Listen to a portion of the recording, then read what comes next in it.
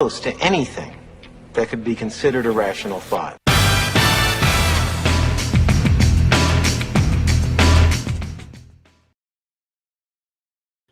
Now, that's not true. Of course, we have rational thoughts today. We always have good thoughts, but in case you don't, that covers me in case you don't.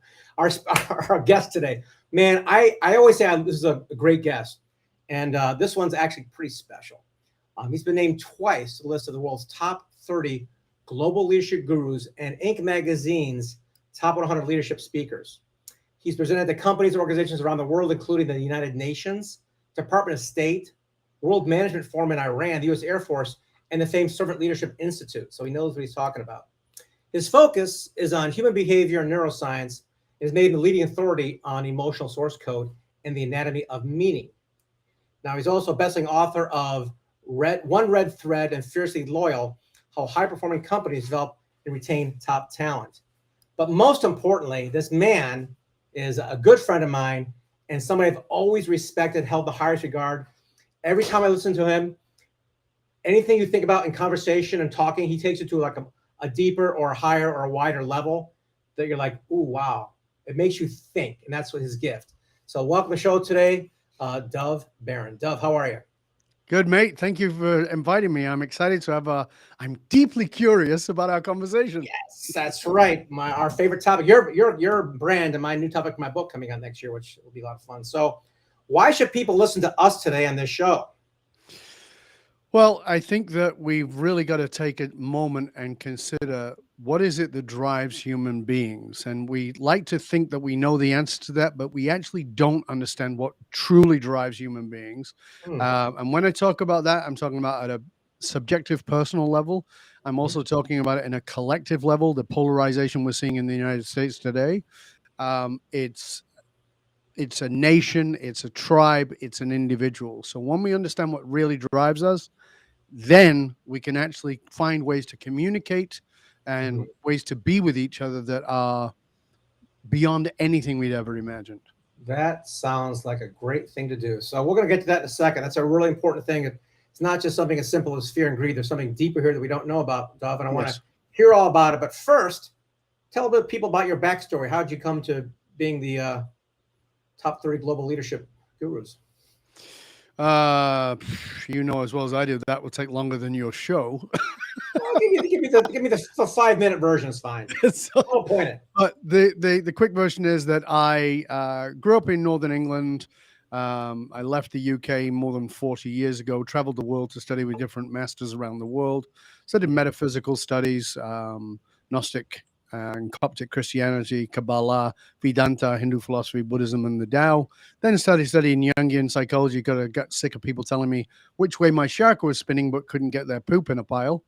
Then got sick of being a psychologist because I didn't like people complaining and not doing anything. Studied what was called the psychology of excellence, which today is called leadership. That was in 1983. Yes, I am that old. And then from there, started studying quantum physics and neuroscience. Neuroscience was in its early days. And then out of all that, I was studying politics in the background and put it all together to develop what is now known as the human and emotional source code. So that's kind of the quick version of what happened, and I ended up traveling the world to do it. Yeah, we're going to go longer than 20 minutes today. I can tell you that for sure. So if only because of that intro. Yes, but no, because I got like 18 questions. I don't know when to start with here. So the background is phenomenal. And is that? And I apologize. Is that documented in your book? Your ramp up here? No. Dude, you got to do that. That sounds like Indiana Jones on steroids. Yeah, it feels a bit. For me, it feels braggadocious, and I'll tell you why. Because I had an experience very recently where I met a group of people I was supposed to be working with and ended up not getting the deal. And the reason I didn't get the deal is because I intimidated the shit out of one of the people in the room by being nice to them. I mean, I was very nice. I was very kind. I was very compassionate. But and I found out from another person, you intimidated this person because they couldn't grasp that you were nice and kind and caring and loving, but you have such certainty and such power in your voice that they didn't know what to do with you. So it intimidated them. And I said, yeah, unfortunately, that is the case. Yeah. I'm a polymath. I've studied all these different things with great depth. I bring a lot of certainty to what I do, but I also bring it with a ton of curiosity. Right. And people don't know how to deal with that because we live in, and this is really important for your listeners. We live in a world that asks you to be in a single frame of who you are. We've lived in the cult of speciality. And in the cult of speciality, you're only allowed one little window that you can polish and shine, and then don't intimidate anybody because you're the specialist in this, but that's fine. Well, what if you actually study deeply into other areas and you also acknowledge that I don't know, I want to learn? That's intimidating for people. Is it intimidating for the right person, or was that person you shouldn't be working with? Well, it's interesting. That's a really great question, Doug, because I don't think that I've, in all the years, so as you know, I work with organizations, large organizations, government bodies, etc., but also individuals, high-powered individuals. And most of the high-powered individuals I work with are intimidating to most people. And I think that I intimidate many of them initially, and then they fall in love with me, right? And they always say that. Like, I have a very good client. He's been a client of mine for 15 years as a private client, 15 years.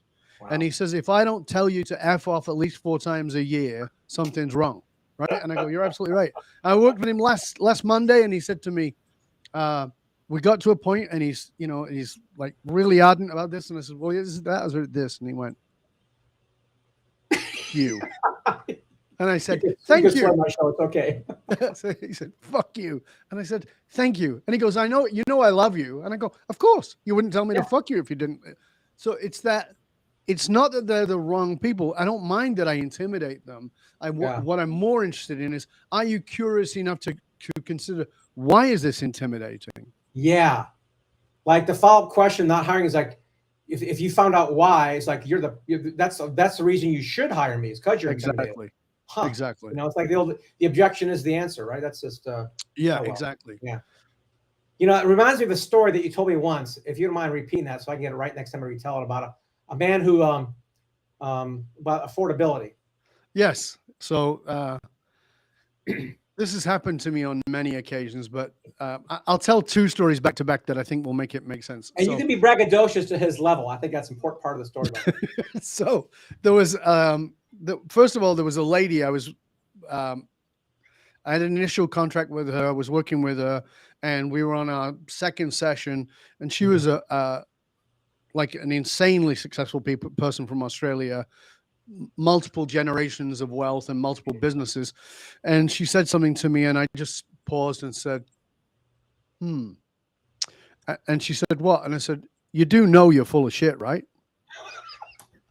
And she said, how dare you? I said, how dare I what? She goes, nobody speaks to me like that. And I said, that's the problem. I said, if you think you'll get the truth from anybody you employ, you're on crack. That's not how it works. If they depend on you for a paycheck, they will always filter. I don't care. You've already paid me. You have to pay me in advance. You can fire me. It's fine. Right? I can also fire you. And she started to laugh, and she goes, you're absolutely right. Nice. So that was one example of that. The other one is this guy who was actually in West Vancouver, which is a very wealthy part of Canada. And he was telling me about things, and, he wanted to work with me, and he had heard about me from this person and that person. And I said, yeah, okay. And he said, well, I'll, I can write you a check now. And I said, no, let's not do that. And he goes, why? I said, you can't afford me. And he said, do you know how much money I have? And I said, yeah, I do. I said, I know you're a billionaire. He goes, and I can't afford you? And I said, no, you can't. And he said, why would you say that? I said, let me just tell you about you, and I'll tell you what you haven't told me. And he goes, okay. And you can watch this guy's face drain. I said, I know exactly where you live in West Vancouver. I know the hill you live on. I know that you've probably got at least 5 bedrooms, but probably 7. That you've got at least 10,000 square foot in your property.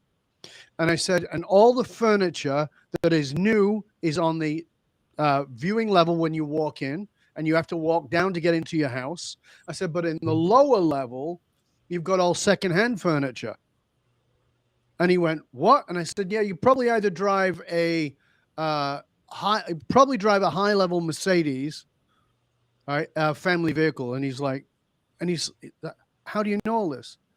I said, because I know you can't afford me. And he goes, what do you mean? I said, you don't value anything. And you don't have enough money to value me. It's not about the fee, it's about the value, and you will never recognize value. That's why you have second-hand furniture in your lower area where you spend all the time and your family spends all the time, but the upper level is for showing off. Your car is for showing off. Your house is for showing off. I'm not interested in you showing off. I'm interested in your soul shining in the world to make a greater difference. And if you can't do that, you can't afford me because you think you can buy me with money, and I will never be for sale. Pissed him off. And I remember when I told you, you said, did he then hire you? Did he then change and hire you? And I said, oh no, I wouldn't have taken him on. Yeah. Wouldn't have taken him on. Not interested. Yeah. If you're not here on the planet to serve, and believe me, if my clients are crazy successful, make me look like I've never made a penny. And I have enormous respect for the success they've had and the focus it took to get there. Yeah. And now you're there. Now what? Exactly. Okay. Now you're going, okay, well, what's next? Another million, another billion, another Mercedes, another yacht, another island. What? Yeah. Do you think it's going to work? Because I'll tell you, it will work, but it'll work for 10 minutes. And then you'll go, what's next? Because you're looking externally for an internal fulfillment. It's not possible. That's just genius. And thankfully, on this show, I'm allowed to use. I'm not even going to hire you, and I can tell you a quick story that I think you'll appreciate. My coach was listening to my sales calls about a year and a half ago. Listen to one call. Oh, Doug, you were excited, enthused. It sounded like a great conversation. Did you get that deal? Yeah, I did.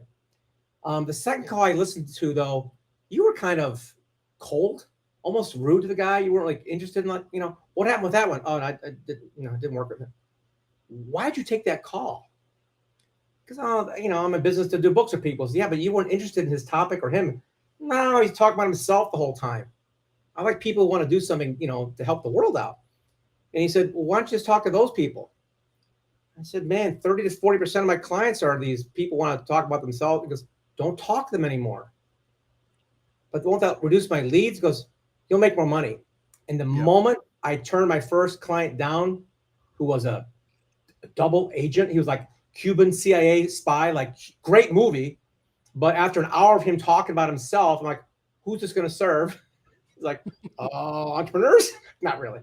So I turned down a 6-figure deal, and my business went up 300%. As soon as I focused on people and books and messages that make a difference. Now, it could be a business book, but it means growth, employment, whatever, or something, altruistic. So I love what you've just brought to the point about curiosity. So, as you know, because I just mentioned it again, but, I traveled the world, studied all these religions. People say, what's your religion now?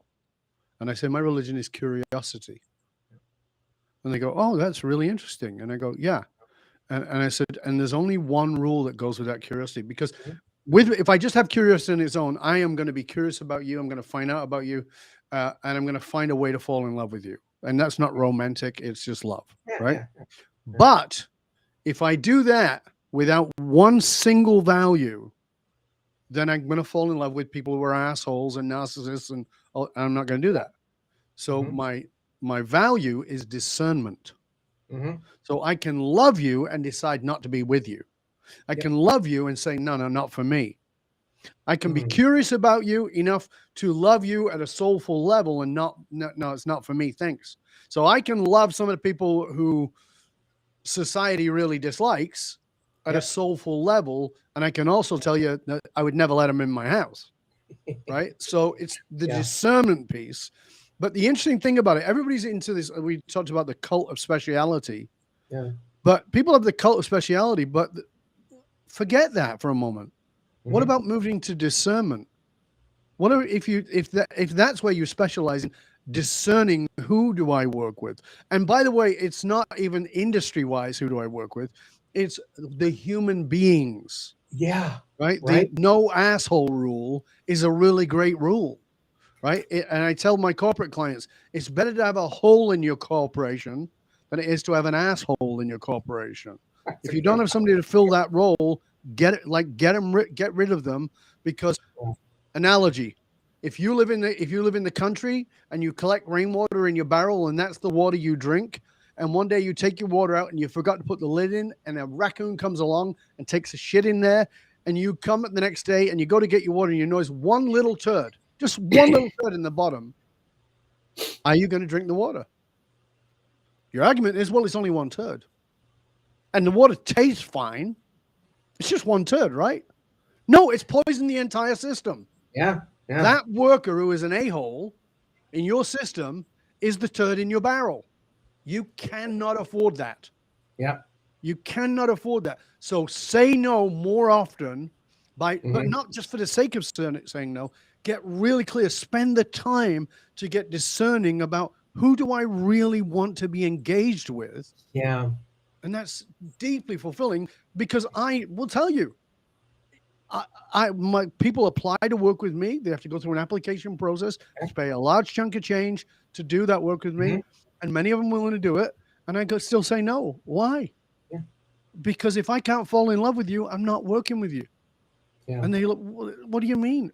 If I'm not going to love you enough to kick your ass and fight you, I will actually have to, I know I'm going to have to fight with you for your soul so that you keep it and not give it away to somebody else. You won't like that. There's going to be times when you're going to go, screw you, Dov. Okay, fine. But I'm still going to fight because you paid me, and I'm going to fight for you because I want you to be at your very best in your service to the world. Right. And you will, it's fascinating. You'll become way more successful. Yeah. But not because you're focused on being successful, but because you're focused on serving your soul, serving the world. It makes so much sense when you say it this way, but then I just catch myself sometimes, or a lot of people just going back to their goals, their objectives, things like that. That's why, we both know our good friend Miriam in her book, the currencies of new leadership. It's nothing about money. It's about things that are intangible, that are also currencies. Absolutely. But how do you measure some of these things?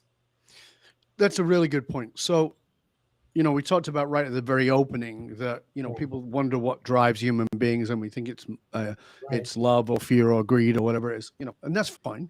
And those are certainly drivers. But we all have what's called an emotional source code. So people show up and they say, I really want to change this behavior. Can you help me? And based on my background and what I've learned, with psychology and being a master practitioner of NLP, and so, my answer is yes, I can change your behavior.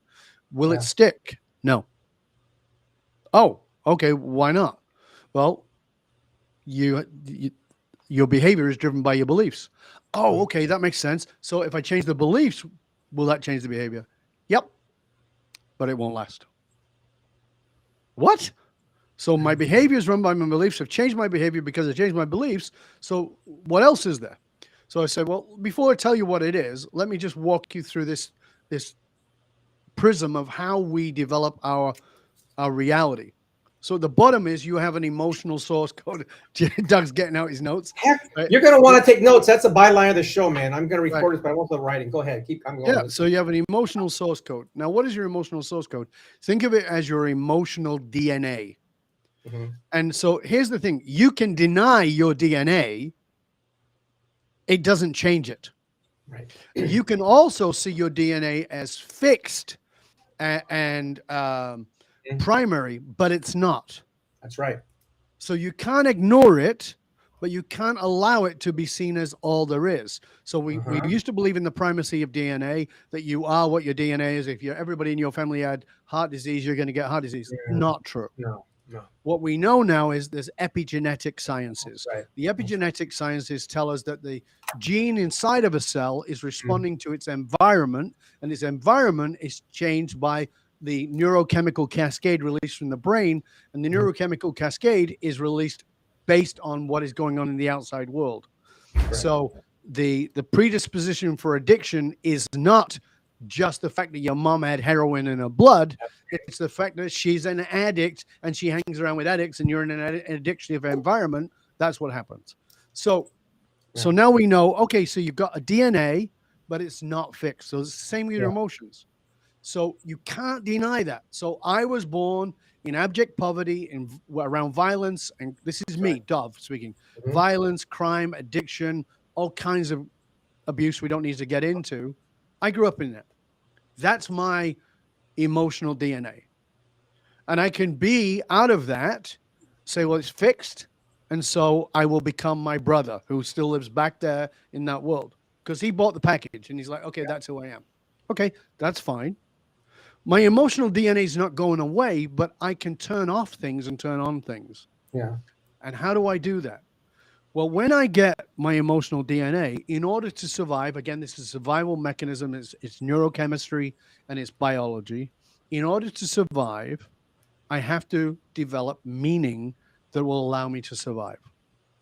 So if I'm in an environment where I'm being abused, let's say your dad comes home every day and he knuckles you, you might tell yourself, your dad might tell you, and you might tell yourself that you're being loved by that violence. Yeah. Because your dad says, I'm only punching you in the head because it's a tough world and I want you to be tougher. Yeah. Right. So you translate that in meaning, okay, in the anatomy of meaning to say that's what love is. And then you can't work out why you're in these relationships where you keep getting beat on. Right. Maybe it's not physical anymore. Maybe it's transformed to verbal or emotional or spiritual or some other kind of abuse, but you're still getting abused because that's the anatomy of meaning. What drives us is our anatomy of meaning. What goes unquestioned is our anatomy of meaning. That's the piece that gets missed because above the anatomy of meaning becomes identity. So the third level up is identity. Who am I? And most people will never question their identity. Even when they have an identity crisis. So there they are, 48 years old, bald as a badger with a ponytail, driving a Corvette and trying to snort coke off a hooker's tits so they can tell themselves they're young again. Why? Because they have an identity crisis. Then they realize that that's empty. What happens next? They revert back to the old. They say, well, this is not me. Please forgive me, honey. Take me back. I'll ask the kids to forgive me. I'll cut off this ponytail. I'll sell the Corvette. I'll buy a minivan. Please forgive me. And so they go into a reactive identity out of the old one. And when that doesn't work, they go back to the old one instead of asking, who am I? That's the most difficult question in the world. Yeah. Who are you if you're not this identity? That's right. That identity forms your beliefs, and a paradigm of beliefs, a collection of beliefs becomes a value, and that drives your behavior. Beliefs come before values? Okay. Oh, yeah. Collective beliefs form the values that support the identity. So it's an up and down. Yeah. So they support the identity. They have to be in place. They're grown from the identity, but they're there to support the identity. And then all my beliefs and behaviors come out of that. I'll probably get the title wrong. Is Adam Grant's book, maybe Think Again or something, talks about being true to your values, but challenging your beliefs. Absolutely. And that's part of my thing with curiosity. Like, well, especially with, you mentioned America's, divisiveness that's happening the past few years. And, I'm trying to I got, angry in 2020 and early on. Like, okay, what if I just be curious about stuff and not try to put my agenda on other people? Sure. So I'm curious about the political parties and people talking about things. And it made me feel more peaceful. Yes. So I haven't really challenged my beliefs, but I set them aside at least to listen. Part of the curiosity thing you're talking about. So if the culmination of a set of your beliefs create your values, and if you start challenging your beliefs, would it impact or shift your values at all or not? Absolutely. Oh, wow. Absolutely. Okay. So, but again, if you try and do the beliefs on their own without looking at the identity, it will be semi-permanent at best. Okay. So you have to go to the identity first. Yeah. So my work will always go to that. So when people go, oh my God, I've been going through an identity crisis, I'm like, great, can I buy you a drink? That's like, let's celebrate. That's fantastic. And they're like, what are you talking about? It's horrible. No, it's actually the greatest thing that could have happened to you. That's right. It is, as Jung talked about, it's the entrance into the dark shadow. It is, like Campbell talked about, it is the cave which holds your treasure is the one you fear to enter. That's where it is. That cave is your identity. That's the one you fear. So you say, well, I'm a billionaire, or I'm the president of X, Y, and Z, or I do this, or I do that. No, those are things you've done. Yeah. I'll give you one quick example of that. Yeah. Many years ago, running a workshop, I said, I'm going to explain this to you. I was talking about the anatomy of meaning. And so some of you are going to get offended by what I'm going to tell you. And that's okay. I'm all right with that. But I'm not doing it. So please understand, I'm not doing it to offend you. I'm doing it actually to support you. And they're like, okay. I said, put your hand up if you're a religious person. So several people put their hand up. And this one guy, Frank, he puts his hand up. And I said, okay, Frank, let's pick you. What's your religion? He goes, I'm a Catholic. I go, okay, good. Why? Because his parents were. He goes, well, I believe in Catholicism. I go, why? And he goes, well, I go to church on Sundays. I go, well, if I park my Ford in a Ferrari garage, does that make it a Ferrari? He goes, no. Okay, so you're not Catholic because you stand in a room. He goes, no, my parents are Catholic and I've been brought up Catholic. And I said, okay, so why are you a Catholic? Are you a Catholic because you fell out of a Catholic vagina? Or because you had a Catholic sperm donor? Like, tell me, why are you a Catholic? Well, as you can imagine, he was pissed off. Right? He was upset and pissed off. And he said, you're trying to talk me out of my religion. I said, I am not in it's any in the way. Four Agreements. He talks about this in the Four Agreements, right? Like, I'm not in any way challenging your faith, whatever you choose to be. I don't care, whatever you are. You could be Sunni, you can be Jewish, Hindu. I don't care. It's got nothing to do with that. But he was pissed off when he left the workshop. Yeah. Well, I'm walking down Robson Street probably 2 months later, and I see him coming towards me, and I'm thinking, I'm not going to back away. I'm going to still be friendly. Sure. But I'm imagining this is not going to be particularly pleasant. But he comes up to me and he suddenly sees me and he gets this massive smile on his face. And he comes towards me and he says, I want to give you a hug. And I give him a big hug. And I'm like, well, this is a nice surprise, Frank. I said, I kind of thought it might go the other way based on how we ended last time. He goes, oh, no. He goes, I want to thank you. And I said, why? He goes, because now I'm a Catholic. Ah, nice. And I said, you got it. He goes, I got it. Yeah. I now got it that you were not pushing me away from it. Right. You were pushing me to challenge it to see if it was true for me. He goes, it's got nothing to do with my parents anymore. He goes, I'm a Catholic. I go, beautiful. Fantastic. Celebrate you. That's wonderful. That is wonderful. Good job, man. So that's willing to challenge those identities. Do you have a diagram or something for this? We're building it right now. All right. When you get that, send it over and I'll put it in the show notes, whether it's the next week or two, whatever. It'd be good to have that. Because I'm trying to take notes here, but I'm going to just, down the recording. But I think a chart like that will really help people to like take the words you're saying and then project it into their life, right? The examples are helpful, but I got to think of like how many people actually outline their beliefs and values, Not many, right? Well, I mean, so the challenge there is this. I did belief assertion and values elicitation. I've done all those things. Yeah. But what are you eliciting? Yeah. Well, these are my beliefs. These are my values. Based on what? Mm-hmm. So this is where the whole system fell apart. Like as a neurolinguistic trainer, I was like massively into that. Wow. Right. As a psychology guy, I was massively into that. And then I was like, but what's it based on? And, I remember being a kid at school and being in a biology class, being a science class and being thrown out by my teacher, Mr. Kirshner. He threw me out. Nice. He said, because I was a trouble causer, because I was curious. Ask some questions. Yeah. And he said, he's talking about Big Bang Theory. Mm-hmm. And I said, okay, but how did that happen? He goes, well, there were gases, blah, blah, blah. And he says, okay, where did they come from? Yeah. And I just kept saying, where did they come from? And he's like, you're a trouble causer. Get out of here. Right? Right. And it wasn't that I was being even saying, talking about creative design or, talking about God or a religion. It was nothing to do with that. I just wanted to say what's underneath, which is what has always driven me. Right. The only theory in that I heard was that it might be going like back and forth every 10, 20 billion years like that. But who knows? Right. So what don't we know? So this is the key when you're looking at yourself. So most people are go, well, this is who I am. I'm taking over the Capitol. It's January 6th. This is who I am. Right. Yeah. And when we do the emotional source code for the country, because I've done it for the US, I've done it for England. I did one for Vladimir, on Vladimir Putin. He didn't ask me. I did it on him. You can, by the way, if you want to understand the emotional source code of Vladimir Putin, go to dovbaron.com and it'll pop up and you can download it. And it's like 4.5 pages and it'll show you what's actually driving him. So what I talked about with the emotional source code of America, I said, listen, you can think that everybody who showed up on January 6th was a nutter. And were there many nutters there? Absolutely. Yeah, certainly. But if you go to Walmart, you'll find plenty of nutters there too. So proportionately, it's probably equal. Okay. Yeah. However, if you interviewed every single person there and you say, why are you here?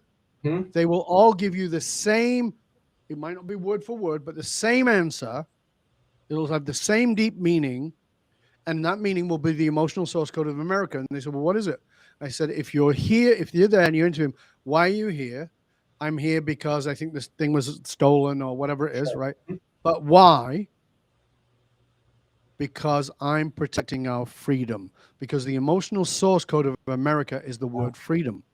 Yeah. Now, is that a rhetoric? Yes, because the person who controls the meaning controls the movement. And the people who really are in power understand that. So when Trump said that, you know, they're threatening our freedom, that riles people up. Right. Now let's go to the other side and talk about Martin Luther King. You remember his most famous speech? What's it called? I have a dream. I have a dream. I have a dream. He says that 11 times in that speech. Do you know what he says far more? What's that? Almost double. Let freedom reign. It's not that it's called the I Have a Dream speech, but what makes it psychologically stick in the American psyche is let freedom reign. Because freedom is the emotional source code of the United States. When people understand that, they can manipulate the shit out of you if you don't know how to understand your own emotional source code. Wow. Whew, we gotta do some more of this. So last couple questions here. Who's Dov Baron?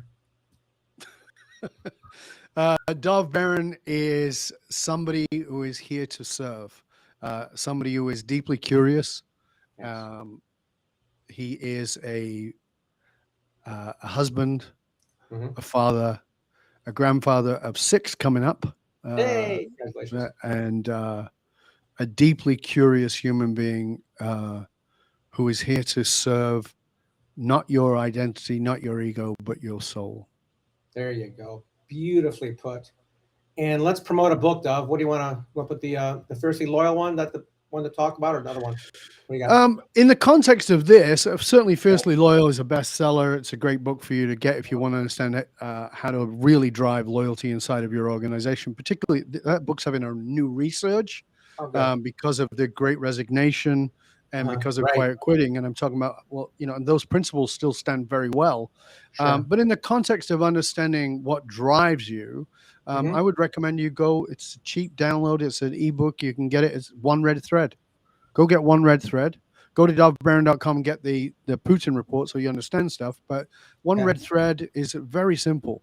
Can I just tell you a little story there? Please. Yeah, please. I got time. Yeah, I want to hear it. So One Red Thread. So imagine yourself walking into a modern art gallery. And you walk into that gallery and you see these beautiful pieces of art. And then you look over to the side and you see this amazing tapestry. And you can see that it seems like every color is woven into it. And it's incredibly complex, yet extremely simple. And it's like, it's bewildering. You pull towards it. You get to that tapestry and you're looking at it. And as you look at it, underneath, there's always that little plaque underneath that tells you what it is. And it says, this tapestry is called the One Red Thread. Okay. If you look at it, you'll find it is deeply complex and incredibly simple. This tapestry represents your life.